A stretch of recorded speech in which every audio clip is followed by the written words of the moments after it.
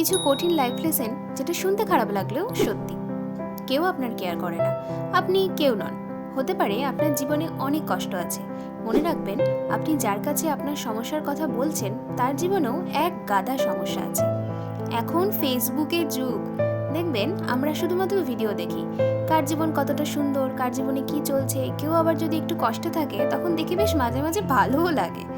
যাক, যতটা উঠছিল ততটা উঠতে পারলো না, কিন্তু আপনার হয় না, কিন্তু বেশিরভাগ মানুষের ক্ষেত্রে এমনটা কিন্তু হয়। আপনি যখন কোনো কিছু শেয়ার করবেন সেটা ডেফিনেটলি ভালো জিনিসই হবে। একদম এটা ভেবে নেবেন না সবাই খুব আনন্দ পাচ্ছে। বা আপনি যখন খুব দুঃখের কথা কারোর সাথে শেয়ার করছেন তখন এটা ভাববেন না যে সবাই খুব সিম্প্যাথেটিক হয়ে যাচ্ছে বা এমপ্যাথেটিক হয়ে গিয়ে আপনার পাশে দাঁড়ানোর চেষ্টা করছে, এমনটা কিন্তু নয়।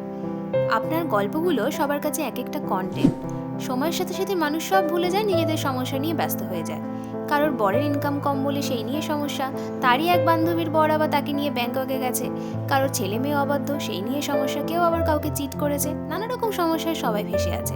সো নিজের সমস্যাগুলোর কথা কাউকে বলে নিজেকে সস্তা করবেন না। নিজেকে চিনুন, নিজেকে বুঝুন এবং নিজেকে অনেকটা ভালোবাসুন, নিজেকে সময় দিন। কোনো একাধিক মানুষের থেকে সিম্প্যাথি নিয়ে নিজের জীবন কাটাবেন না, বুঝলেন?